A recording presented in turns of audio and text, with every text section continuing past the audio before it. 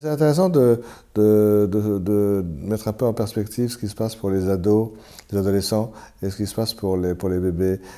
Souvent, les adolescents, quand ils quittent une pièce, enfin, il y a quelques années en tout cas, ils disaient souvent, allez, on s'arrache. Voilà. Alors qu'en fait, le problème, justement, c'est pas de s'arracher, c'est de pouvoir se détacher sans violence. Mais les adolescents remettent en chantier, remettent en question, en jeu, toute une série de processus psychiques qui avaient existé pour eux quand ils étaient bébés, enfin pour chacun d'entre nous. Et quand on est bébé, c'est vrai que se sentir exister comme soi-même, ça suppose de se détacher de l'autre. Mais pour que cette étape du développement ne soit pas violente, soit pas traumatique, il faut qu'elle se fasse suffisamment doucement.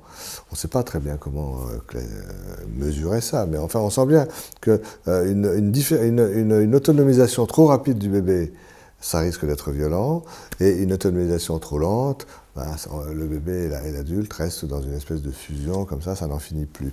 Il faut trouver le bon rythme, le bon tempo pour se détacher sans s'arracher et tisser des liens entre soi et l'autre. Un peu comme une araignée qui quitte le plafond, qui va par terre, elle tisse des liens, elle descend, elle descend. Puis si elle veut remonter, elle peut remonter.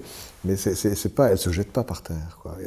Et tout le problème du développement, un des grands problèmes du développement précoce est là. Bon, mon exemple ne vaut que ce qu'il vaut parce que le plafond ne fait rien dans l'histoire. C'est l'araignée qui tisse les liens. Tandis que le bébé et l'adulte doivent ensemble tisser des liens pour pouvoir s'écarter sans se perdre, comme le chewing-gum. Les adultes détestent d'ailleurs que les enfants aiment le chewing-gum. Je n'ai jamais compris pourquoi. Enfin si, je crois savoir un petit peu.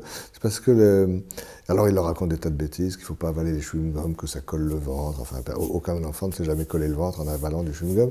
Mais je crois que les adultes sentent qu'avec le chewing-gum, les enfants figurent quelque chose de ces tout premiers temps du développement où la question, c'était de pouvoir s'écarter en gardant entre soi et l'autre des fils comme ça. Et les adultes n'aiment pas trop que l'enfant aille revisiter ces moments-là du développement que probablement tout le monde a senti comme assez risqués.